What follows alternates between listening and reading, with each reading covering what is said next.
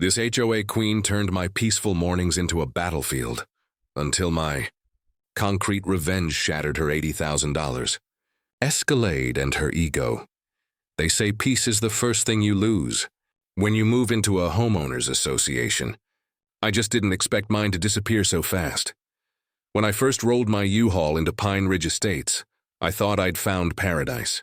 Rows of pastel houses lined the cleanest streets I'd ever seen. Lawns glowed with emerald grass, and mailboxes stood at attention like soldiers dressed in identical shades of beige. Everything about that neighborhood whispered order, harmony, and comfort. After the chaos of my divorce and years of scraping by in Denver, I wanted exactly that. Peace.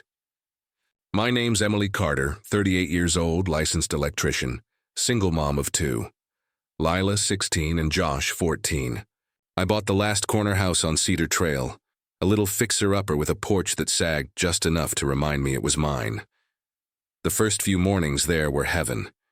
The mountain air of Colorado Springs smelled like rain and pine. The sunrise spilled gold across the rooftops, and for the first time in years, my coffee didn't taste like stress. Then one Tuesday morning, the sound of peace ended with a crunch. I still remember that moment, standing by the window, sipping coffee, watching the garbage truck pull away, and then, from nowhere, a white Escalade came gliding down the street, too close to the curb, too confident. The front bumper clipped my trash can and sent it flying like a missile. Lid gone. Trash everywhere. Coffee all over my shirt. The SUV didn't even slow down. I ran out, heart pounding, and shouted, "Hey!" But the car only turned the corner and vanished. Mrs. Dalton, my 70-year-old neighbor from across the street, waved her gardening gloves in sympathy. "That's Carol," she called out. She's done it before. Carol who? Carol Whitmore, the HOA queen herself.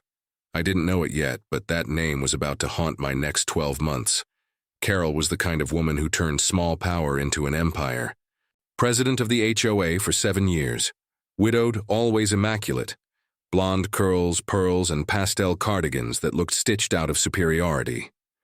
She drove that Escalade like it was a crown on wheels. Later that day, I met her properly. I was repainting my mailbox, one of the community-approved colors listed in a thick packet they'd given me on move-in day. Carol showed up right on cue, clipboard in hand, smile sharp as glass. "Mrs. Carter, I presume," she said, scanning my mailbox like a jeweler examining a fake diamond. "It's Emily," I corrected. Her smile didn't change. "Lovely. Just a reminder. Bins must be placed no more than 3 feet from the curb and removed by noon. We take neatness seriously here." I bit my tongue. "Sure, I'll remember." She leaned in, eyes flicking to the crushed can lying by my driveway. "Oh dear, that one's seen better days." "You could say that," I replied flatly. "Got hit this morning. Some Escalade—" "Oh?" she said innocently, eyes widening. How careless. People should really pay attention when they drive. And then she smiled, that smug, knowing smile, and walked away. That was the moment I realized it hadn't been an accident. The next week, it happened again. Tuesday, 6:20 a.m. Same SUV, same speed, same outcome. Trash can destroyed, garbage everywhere. By week 3, it felt intentional. Mrs. Dalton confirmed it, said Carol slowed down just enough to aim. I started keeping count. By the 10th can, I'd memorized the sound. The split-second hum of her tires shifting toward my curb before the impact. Like clockwork, the HOA notices started showing up. 2. Lawn exceeds height regulation, mailbox. Paint appears slightly faded. Unapproved. Curtain color visible from exterior. Every letter bore her signature. One night I sat on my porch staring at the neat row of houses glowing under porch lights. Everything looked so perfect. Too perfect. The kind of perfection that hides rot underneath. Lila joined me, earbuds dangling. "She did it again, huh?" "Yeah. You gonna do something about it?" I smiled, half tired, half angry. "Maybe." But I didn't yet know how far she'd go, or how far I'd have to go to stop her. By late fall, I'd replaced 17 trash cans. 17. Each one new, each one flattened within a week. I called the HOA.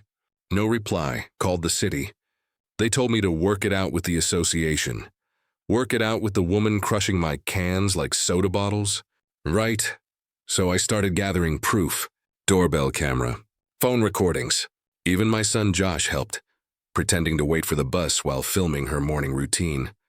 We caught her on video 4 times, clear as daylight, ramming her SUV right into my bin, adjusting her sunglasses, and driving off like she owned the street. I uploaded one clip to a private cloud folder labeled insurance stuff, because if I learned anything from my divorce, it's that evidence saves lives. Still, every morning she'd pass by, and every morning I'd feel that familiar burn, anger mixed with disbelief. That's when I realized something deeper was happening. Carol didn't just want my trash can gone. She wanted me gone. It started subtle. The whispers at HOA meetings, neighbors avoiding eye contact, an anonymous letter in my mailbox reading, "Some people just don't belong here." I'd been bullied before, schoolyard stuff, workplace politics, but this was different. This was systematic, coordinated. The final straw came on Christmas week. Snow everywhere, air freezing enough to turn breath into fog. I rolled my bin out carefully that morning. Bright green, brand new, number 18. Carol's Escalade came crawling down the hill like a predator, headlights slicing through the cold. She didn't slow down. Boom. The impact shook the ground. Snow flew. The bin spun into the street, cracked in half, and she just kept driving. I stood there in the silence afterward, snow falling around me, the remains of my bin scattered like confetti. And I laughed. Not out of humor, out of sheer disbelief. Then I whispered to myself, that's enough. I didn't know what revenge would look like yet. But I knew this. Carol had just declared war. The morning after Christmas, I drove into the HOA office with the shattered pieces of my trash can in the back seat. It looked like a murder scene. Jagged plastic, tire marks, frozen coffee stains. I walked straight past the receptionist, set the bin lid on the counter and said, "I want to file a complaint." The receptionist blinked twice. "About—" I tapped the lid. "This, and the woman who keeps doing it." She looked nervous, like she'd just been told to choose between loyalty and common sense. "You'll need to fill out a property incident form, Ms. Carter." She handed me a clipboard. The paper was blank except for the header, report of non-compliance or damage. Halfway through writing Carol's name, I noticed the line that said, "Submit to board president for review." Of course. The president was Gerald Thornfield, Carol's drinking buddy and #1 ally. Filing this was like handing my evidence to her best friend. I smiled anyway, finished the form and said, "Please make sure she sees it." Then I walked out, leaving a trail of slush on the polished tile. That night, I found a notice taped to my front door. Violation 347, improper trash storage, visible container after collection hours. Fine, $75, I laughed out loud. The timing was perfect and too perfect. She'd received my complaint by noon, and by 3 p.m. she'd already fined me for the things she'd destroyed. I texted Mrs. Dalton, "Got another fine." "Guess who?" She replied instantly, "That woman needs a hobby." Over dinner, Lila noticed my silence. "Mom, she's obsessed with you." "It's creepy. People like her hate what they can't control," I said. Josh looked up from his plate. "So what are you gonna do?" I smiled faintly. "I'm going to outsmart her." That was the night I started my proof board, an old corkboard from my garage now covered in photos, notes, and HOA letters. Every fine, every time-stamped video, every witness note. Each pin was a breadcrumb leading back to one name, Carol Whitmore.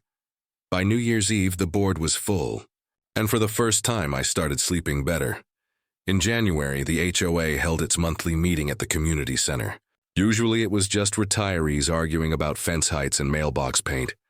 But this time, the room was packed. I sat near the back, camera on my phone rolling quietly. Carol stood at the front like a queen addressing her court, her voice syrup-sweet but sharp underneath. "We've had some unfortunate incidents regarding property aesthetics," she said. "I remind everyone, compliance ensures harmony." When the floor opened for resident concerns, I raised my hand.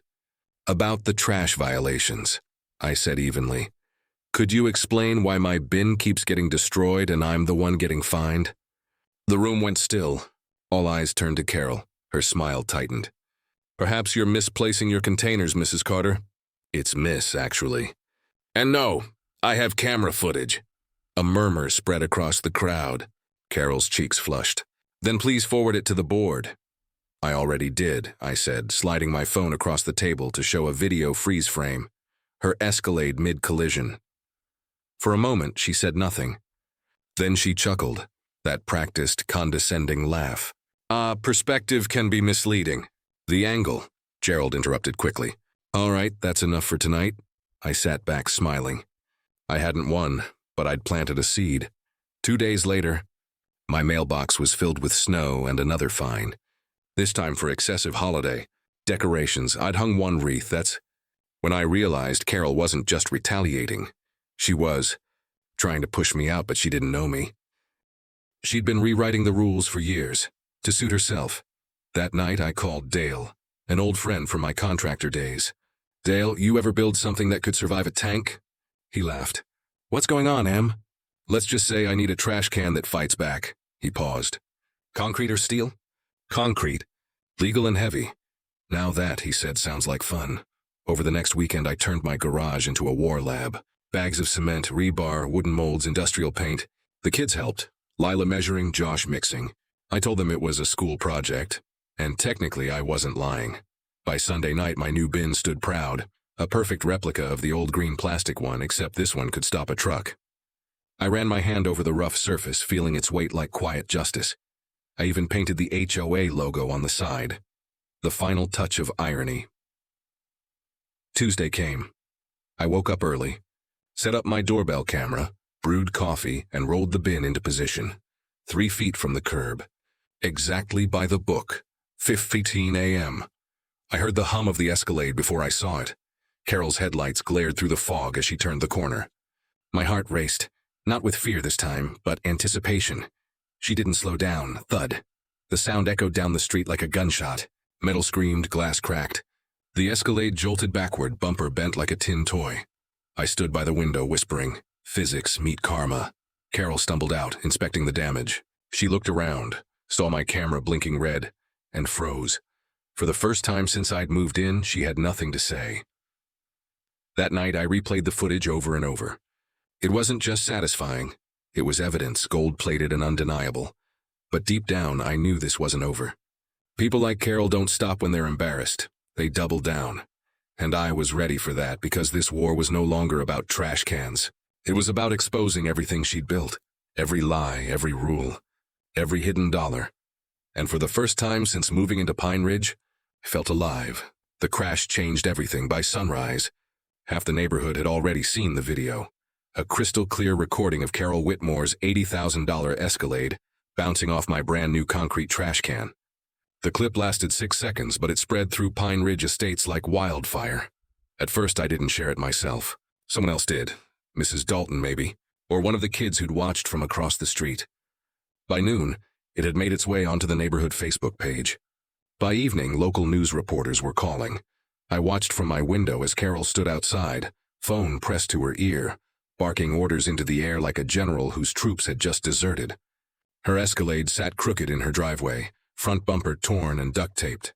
For once, Pine Ridge was quiet. No mowers, no chatter, just curiosity. Every neighbor watched her now, not me. And for the first time, Carol looked small. That night I sat at my kitchen table scrolling through comments under the leaked video. Serves her right. HOA karma. Whoever poured that concrete deserves a medal. The internet loved it. Lila leaned over my shoulder. Mom, you're viral, I laughed softly. Guess that's one way to meet people. Are you happy? She asked. I thought for a moment. I'm relieved. But she's not done, and I was right. The next morning, a thick envelope waited on my porch. Inside was a formal letter stamped urgent HO complaint. Carol's handwriting crawled across the page like a threat disguised as etiquette.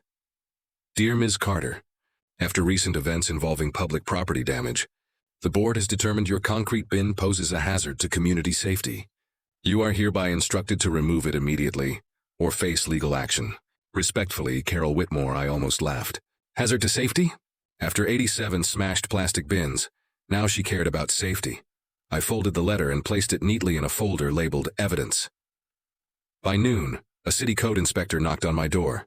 Ma'am, we received a report about a concrete obstruction near the street. I smiled politely. Come see for yourself. We walked to the curb.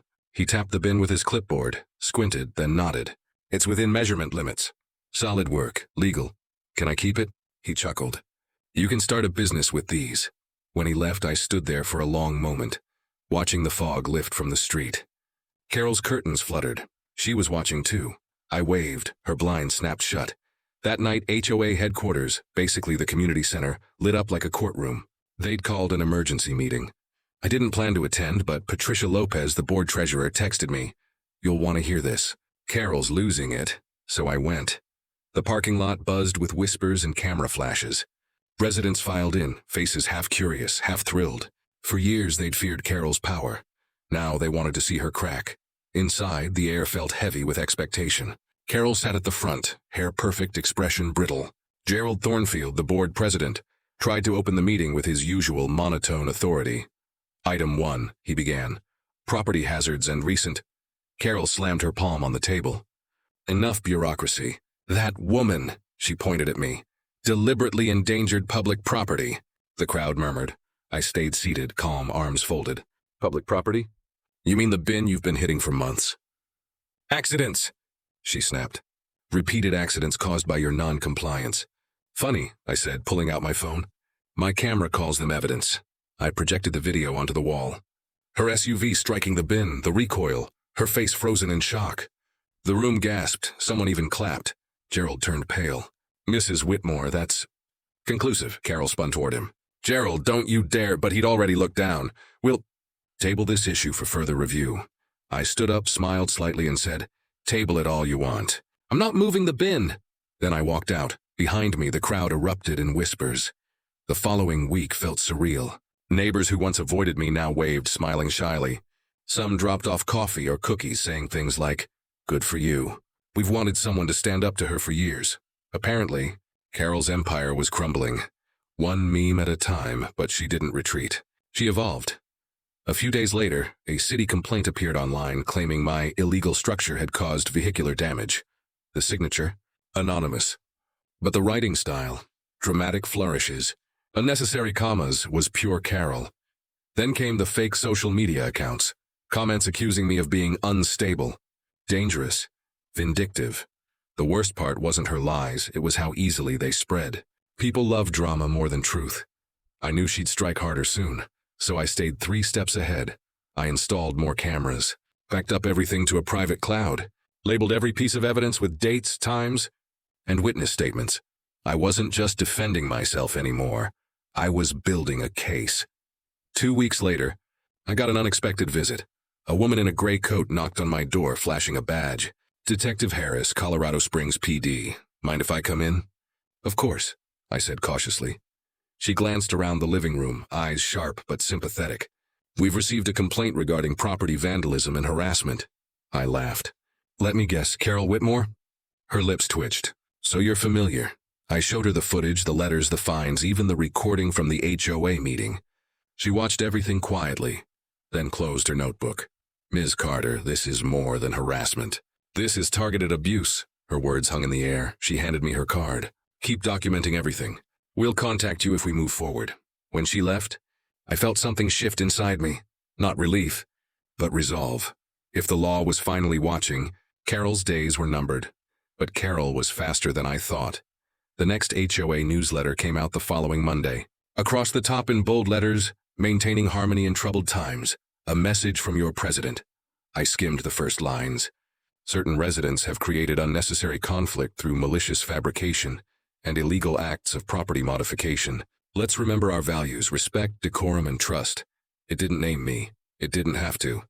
Everyone knew she was trying to rewrite the story, turn herself into the victim.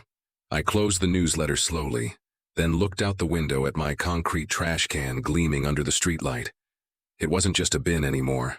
It was a symbol, one she couldn't control. The next morning, something new appeared in my yard. A single red spray-painted word on the sidewalk. Move.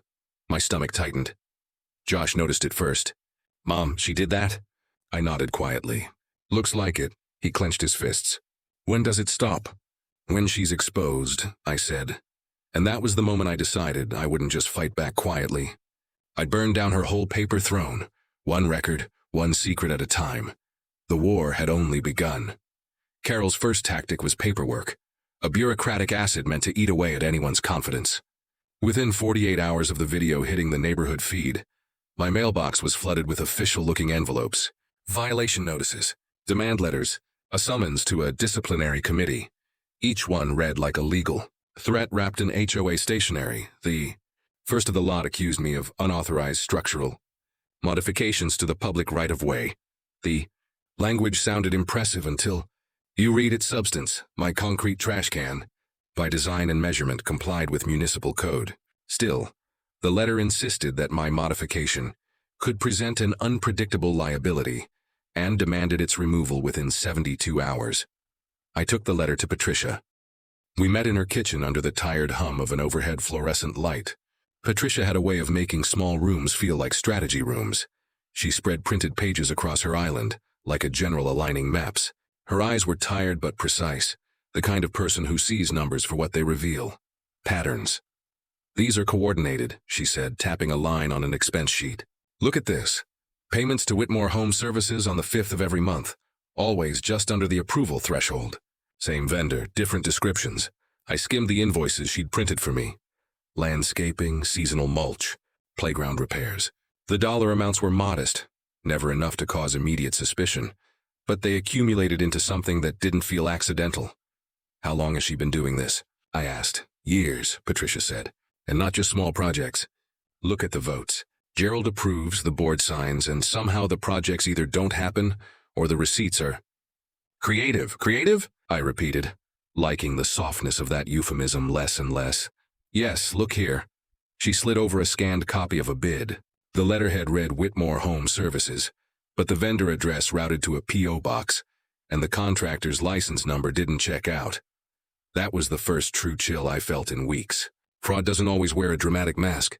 Often it's politely typed invoices and signatures that mean nothing until someone decides to add them up. We built a plan in the quiet hours of the night. Collect, corroborate, and escalate. Patricia would keep digging into HOA records. I'd back up every camera file to 3 different locations. We'd log every incident, cross-reference dates, and begin to compile a case that no polite detergent of excuses could wash away. But while we prepared, Carol moved to the next level. Character assassination. Within days, fabricated social posts began to appear, claiming I was a dangerous presence in the neighborhood. A few of Carol's quieter allies began to murmur in church circles and at book clubs. Someone slipped a typed note under my door accusing me of reckless parenting, a painful, precise attack. At a time when custody was still a sensitive subject in my life, those lies landed like fists. Then Carol did something more overt. She hired an attorney known in HOA circles, a man who specialized in intimidation by letterhead. He sent a cease and desist demanding I remove the bin and stop defaming the board. The letter carried an air of inevitability and cost. The legal language promised expense if ignored. I read the letter aloud to Lila and Josh on the kitchen table. Their homework forgotten, the house suspended for a moment in the gravity of the demand. What are we going to do? Josh asked, rage woven in his tone. We document, I said. We file. We don't panic. The voice I used was calm, but inside a coil tightened. The letter had 2 functions, to frighten me and to buy Carol time. Time to hide things, time to shape the narrative.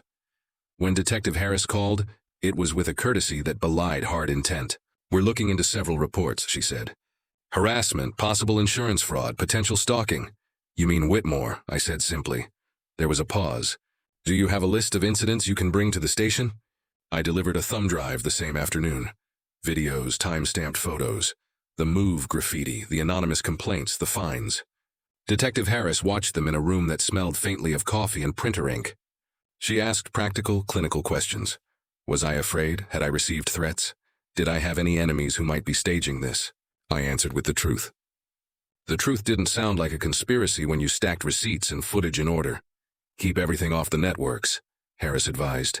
We'll open a file, and if patterns hold, we'll work with the county to subpoena what's needed. That word, subpoena, felt like an army marching to the courthouse. It meant the town had officially taken notice, but for every step forward, Carol countered with another step of menace. One evening after the kids were asleep, a man in a pickup truck idled at the corner for too long. When I took a picture from the window, the truck sped away. Another night, someone slashed the tires on my work van. No note, no evidence left except the cold sound of a wheel deflating in the dark. Small acts of terror, meant to make me feel exposed. The pressure widened my shoulders in unexpected ways. Anger when focused cleans the fog. I set up a new protocol. If anything happened, call, record, and move evidence to 2 separate cloud locations. I started keeping a legal binder. Dated, notarized copies, witness statements signed in ink. Paper may be slow, but it can be devastatingly thorough.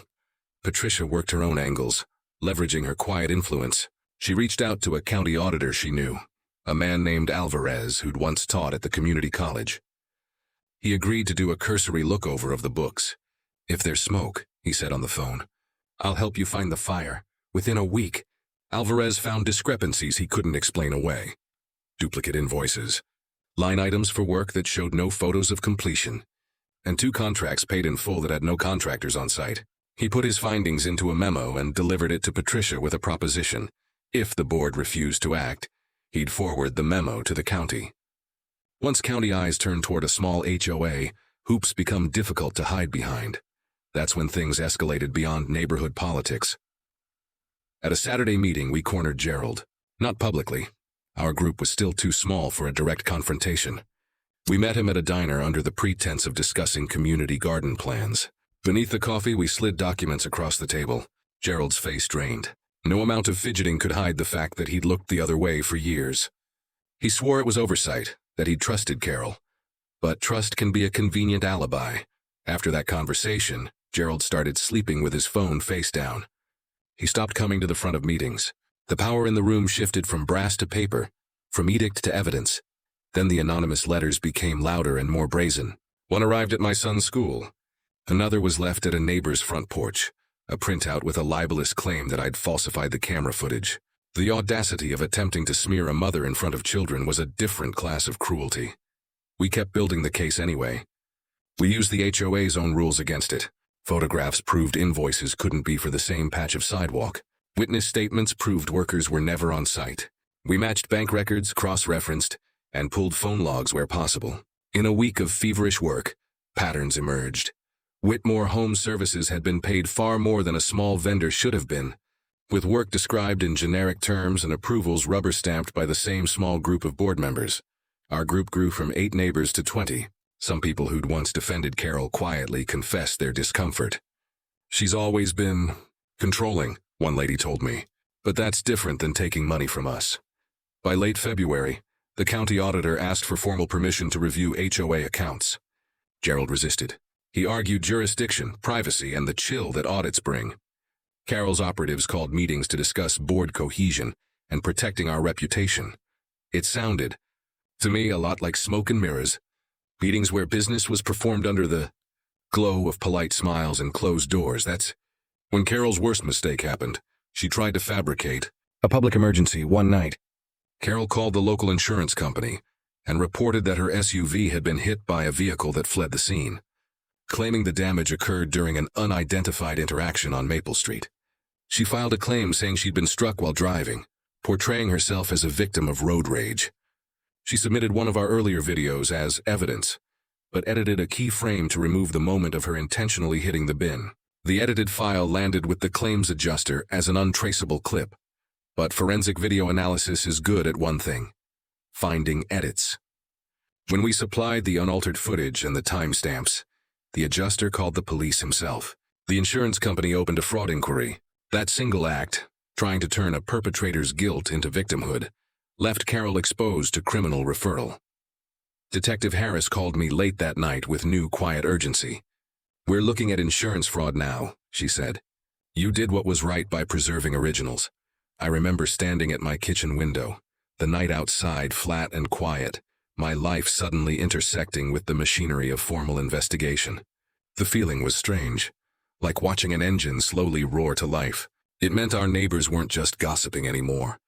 The state was listening, but it also meant the stakes were higher. When official entities step into local drama, the fallout hits the whole neighborhood.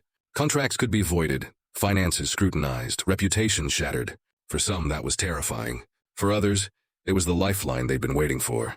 We tightened our circle and braced for the next move. Carol would be realizing, if she hadn't already, that her paper empire had doors and windows investigators could pry open. And people who had pockets in that empire were suddenly very nervous. On a late winter morning, an unremarkable Wednesday, I watched the news as it scrolled across the screen. A local anchor mentioned an ongoing HOA controversy in Pine Ridge Estates. The segment promised more coverage if the county's office moved forward. The week the county auditors arrived, Pine Ridge Estates stopped pretending to be peaceful.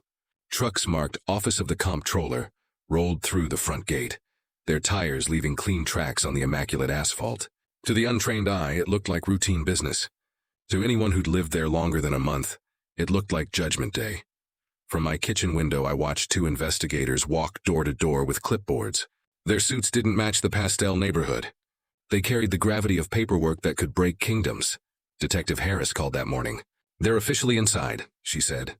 "Keep calm, keep documenting. Your statement will anchor the timeline." "I've got everything cataloged," I replied. My desk was a fortress of files, each labeled in thick black marker. Collisions 187. Fines, invoices, witness notes. Order, finally, was on my side. The auditors started with the simple questions: vendor lists, service logs, bank statements. Within hours, the HOA office looked like a storm had passed through. Binders open, receipts spilling across tables, the smell of stale coffee mixing with fear. Patricia stayed close to them, providing copies she'd quietly preserved for months. Gerald, the president, kept pacing, his confidence dissolving one bead of sweat at a time. Carol tried to project control, her pearls gleaming under the fluorescent lights, but her voice carried a tremor. "I've always maintained meticulous records," she told the auditors. "Good," one replied flatly, "because meticulous records are the easiest to cross-check." Every polite sentence from them was a scalpel. That evening, Patricia called me. "They've already found duplicate payments," she whispered. "Two for the same landscaping job, same date, same signature." "Gerald's?" I asked. "No," she said. "Hers." For the first time, the chain of authority looped directly to Carol. I spent the next few days as if I were back on a job site. Systematic, cautious, methodical. Each morning before work, I reviewed one folder. Each night, I backed up another. When anxiety tried to claw at the edges, I replaced it with tasks. Verify timestamps, relabel drives, keep a log of calls. Lila joked that I'd turned our dining room into mission control. Maybe I had. But structure was how I fought chaos. Detective Harris visited once to collect a formal statement. She arrived in plain clothes, notebook tucked under her arm, eyes alert. "Ms. Carter, you understand that once the audit findings are public, it won't just be about fines," she said. "We're talking potential embezzlement." "I'm not after punishment," I told her. "I just want fairness restored."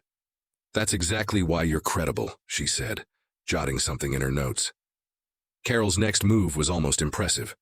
She tried to weaponize charm. Suddenly, she was everywhere, knocking on doors with forced humility, hosting coffee socials, promising transparency. For years, she'd ruled by fear. Now she was campaigning like a politician under indictment. But charm couldn't erase paper trails.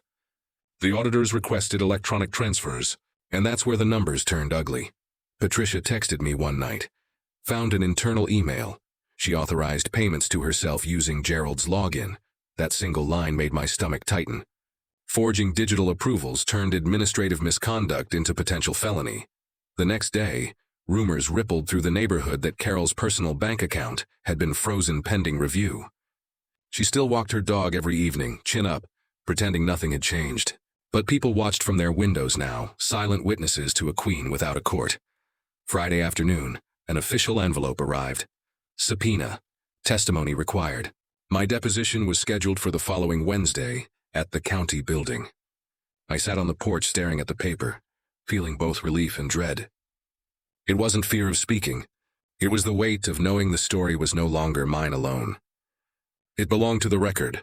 That night, Lila found me outside. "You're gonna be great," she said. I smiled. "It's not about being great. It's about being precise." The hearing room was smaller than I expected. Gray walls, a long table, the faint buzz of fluorescent lights. Detective Harris nodded from the corner, calm as ever. Across from me sat two auditors, a county attorney, and a court reporter typing with relentless rhythm. They asked for the beginning, so I gave it. The move to Pine Ridge, the first crushed bin, the endless fines, the footage. I described the escalation like a mechanic explaining a failing engine. Cause, effect, repetition. When they asked about motive, I paused. "She needed control," I said quietly. And when she couldn't control me, she tried to destroy me. The court reporter's keys paused for half a second, then resumed. After 2 hours, it was done. As I stepped into the hallway, Harris joined me. "You handled that like a pro," she said. "I've been rehearsing for a year," I replied. 2 days later, someone leaked excerpts of the audit to the press. A local journalist posted screenshots. Unauthorized transfers, conflict of interest, potential forgery. The story hit the evening news, and Pine Ridge exploded. Phones buzzed, group chats melted down, residents demanded emergency meetings. The HOA's email server crashed under complaints. Carol released a statement calling the report inaccurate and politically motivated. But you can't fight numbers with adjectives.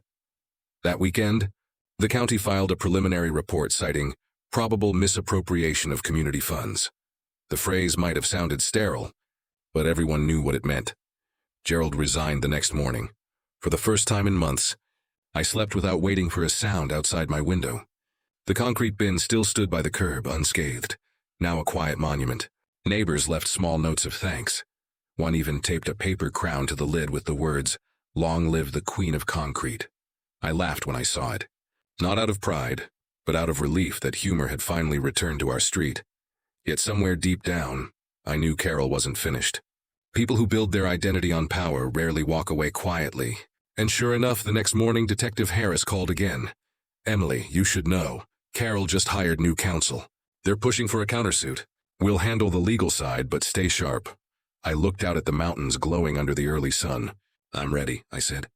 And I meant it. The news cycle didn't stop for breath. Every outlet within 50 miles wanted a quote, a picture, a sound bite.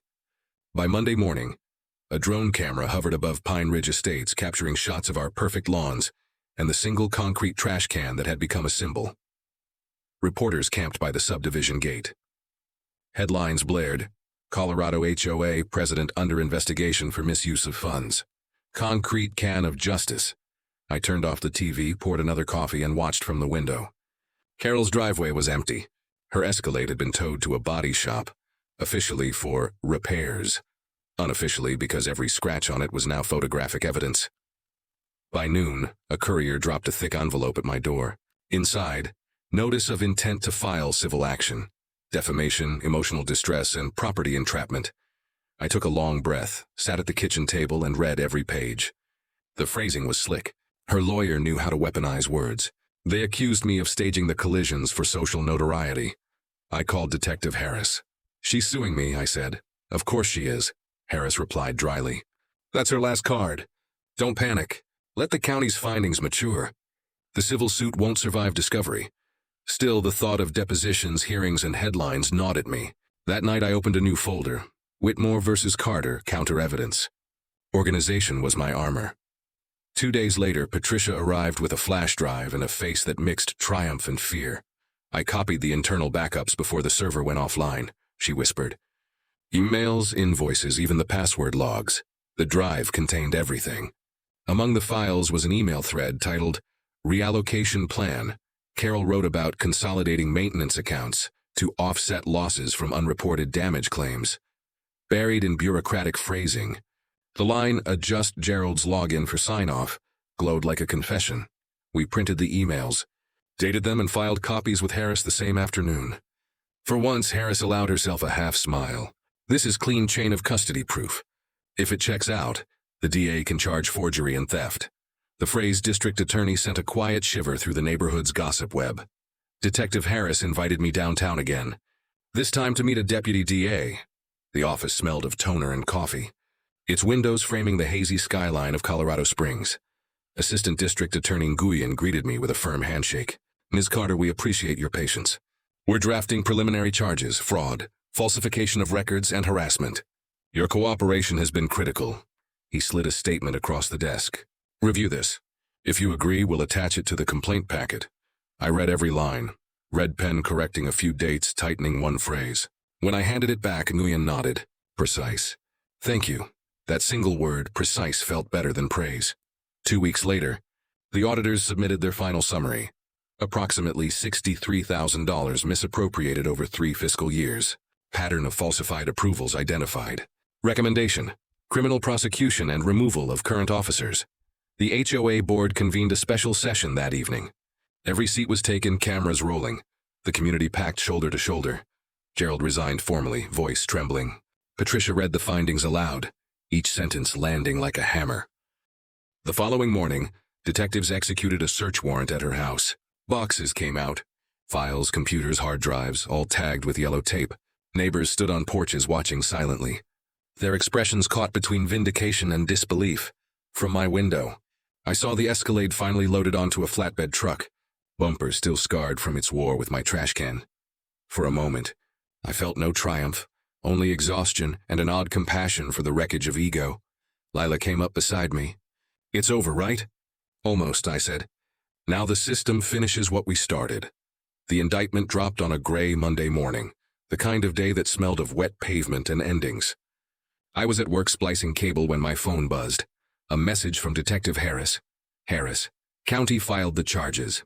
Fraud, falsification, harassment. Press conference at 3. I stared at the text for a long second.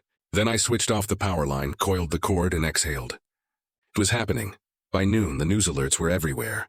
Former HOA President Carol Whitmore indicted on 6 counts. Each article reused the same photo. Carol in her perfect blue suit, eyes forward, chin lifted, old confidence now recycled as irony. The courthouse steps were slick with melted snow. Cameras lined the walkway like sentries. Carol arrived in a dark sedan flanked by her attorney. She didn't look at the reporters, didn't look at anyone. Only when she reached the top did the flashbulbs catch something raw. Fear. Inside, the arraignment lasted less than 10 minutes. The judge read the charges, her lawyer pled not guilty, and the next date was set. Routine procedural antiseptic.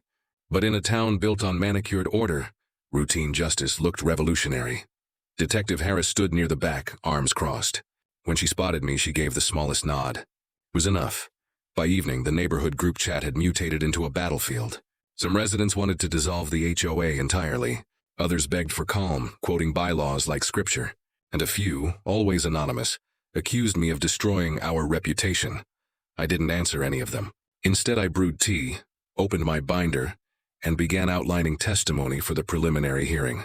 Structure was my language. Precision my revenge, Patricia called. "They're appointing an interim board next week," she said. People finally realized what she was doing.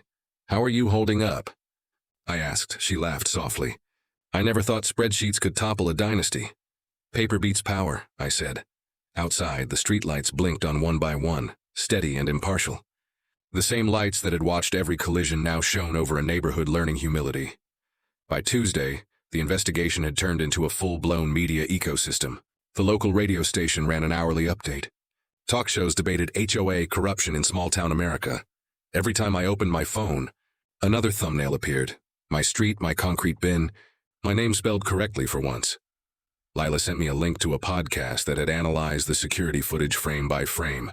"They called you the architect of accountability," she said, grinning. I smiled, but only halfway. Public attention felt like a loan. Helpful now, dangerous later. Fame doesn't protect evidence. It only distorts it. That evening, Detective Harris called. "They're scheduling you for pretrial testimony next week," she said. "Keep your answers tight, factual. The DA's office wants you to open the timeline for the jury." "I understand," I told her. After she hung up, I practiced the statement aloud, trimming every adjective until only truth remained. Pine Ridge had gone quiet again, but it wasn't the peaceful kind. It was the hush of people realizing how little they'd known about their own community. Lawns still looked perfect, mailboxes still gleamed, but conversation stopped when I walked by. One afternoon, Mr. Dalton, the same man who'd once complained about my industrial-grade trash can, paused while mowing. "Ms. Carter," he said awkwardly. "For what it's worth, thanks. Guess we all needed a reminder that bylaws aren't the law." I nodded. "They never were." He went back to mowing, lines neat and straight, order restored one stripe at a time. 2 days before the hearing, a journalist from Channel 7 requested an on-camera interview. "Just 15 minutes, she promised. "Tell your side before the trial drowns it out." I declined politely. The story wasn't about drama anymore. It was about process, and process didn't need a spotlight. Still, they filmed B-roll outside my house, the concrete bin gleaming in afternoon light, a silent witness turned monument. The segment aired that night under the caption, "The Woman Who Said Enough." Lila watched beside me. "Mom," she said softly, "you look strong." I glanced at the screen where my reflection met the image of the concrete can. Strong, I said, is just another word for prepared. At 11 p.m., my phone buzzed again. Harris's name, Emily, heads up.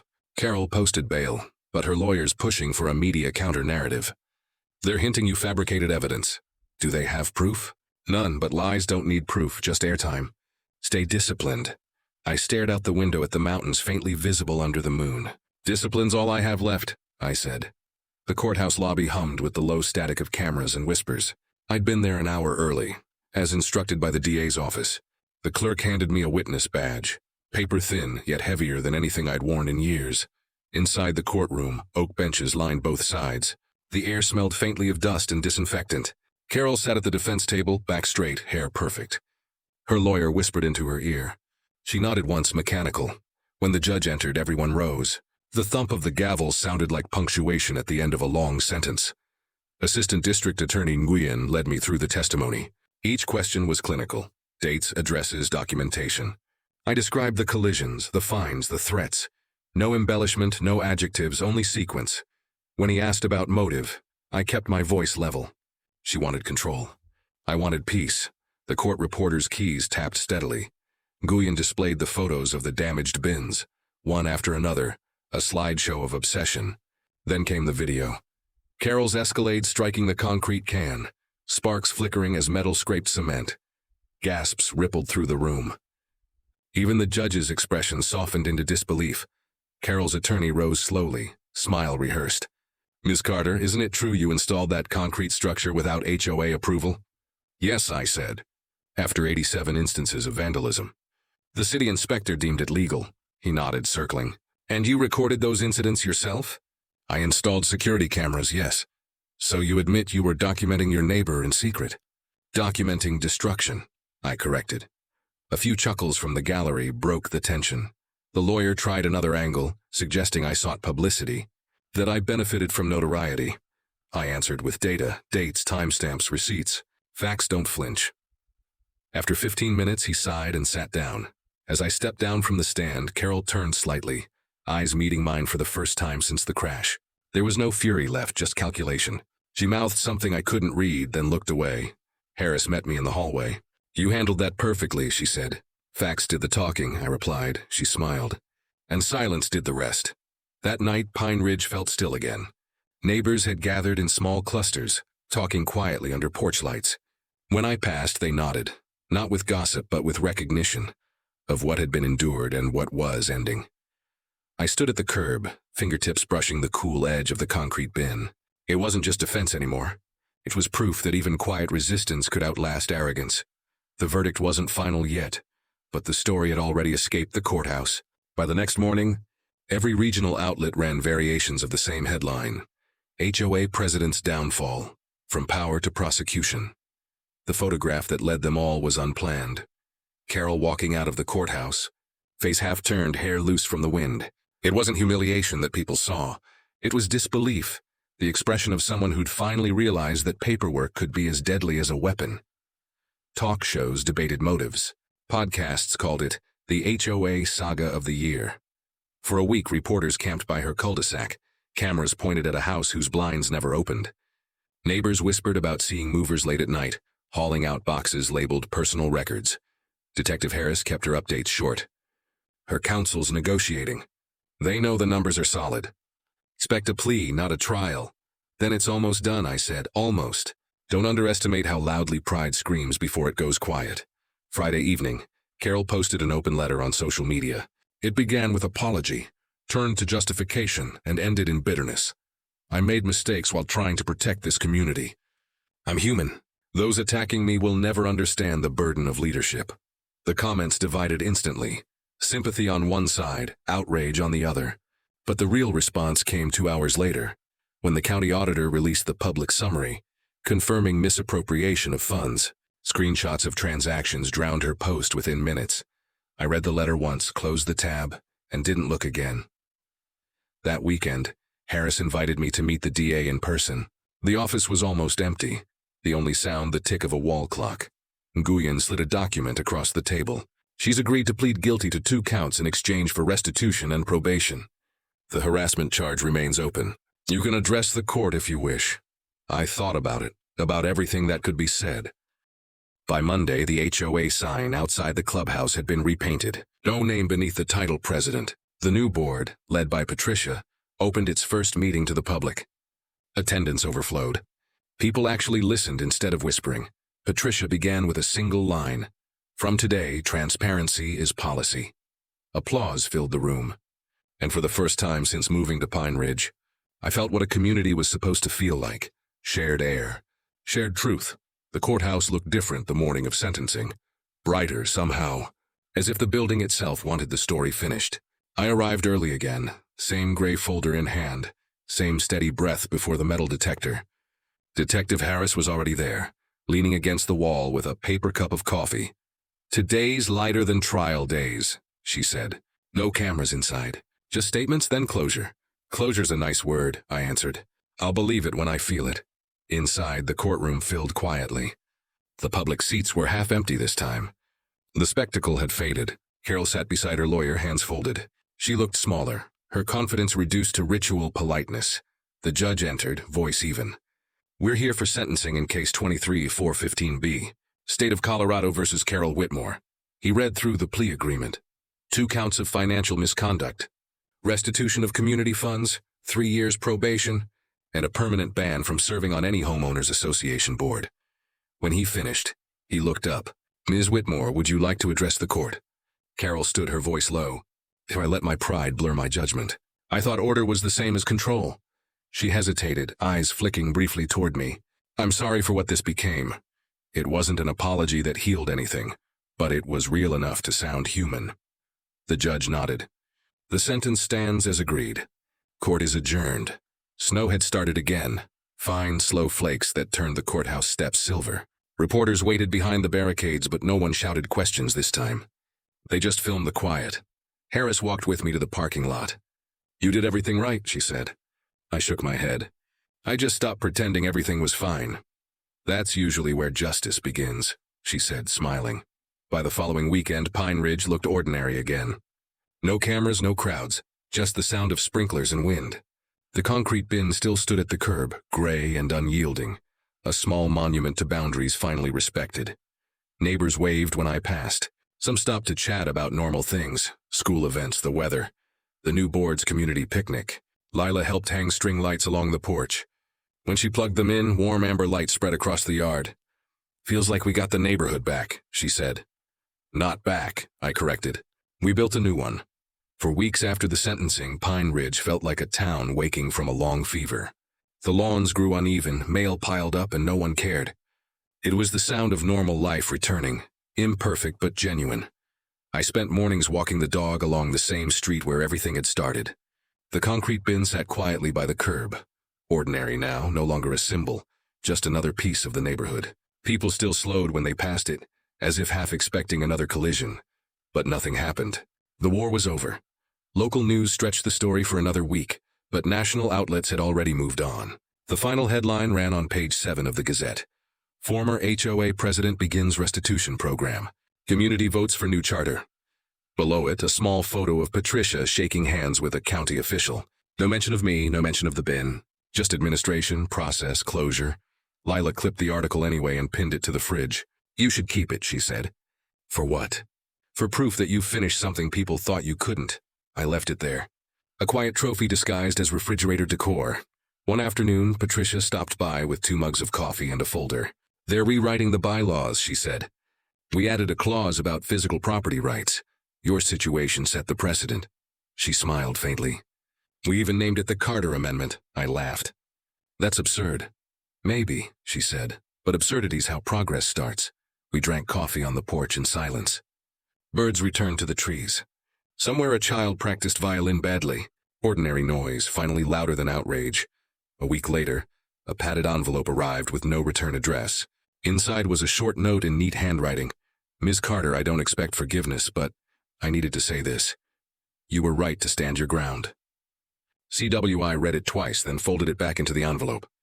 I didn't keep it for sentiment, only as proof that even control can learn humility. By summer, I'd accepted a part-time contract with the city inspector's office. Harris had recommended me, "Someone who understands boundaries," she'd said during the interview. Now I spent my days reviewing community zoning plans, teaching homeowners how to handle disputes before they turned into disasters. Sometimes I'd mention Pine Ridge, never by name, just a neighborhood that forgot respect until concrete reminded them. One night, as sunset bled orange over the mountains, Lila joined me on the porch. "You think she's really gone?" she asked. "Carol? She moved, right?" "Yes, new county, new start," Lila nodded. "Do you ever miss any of it?" I thought about the sleepless nights, the hearings, the adrenaline of justice. "No," I said finally. "I just remember it."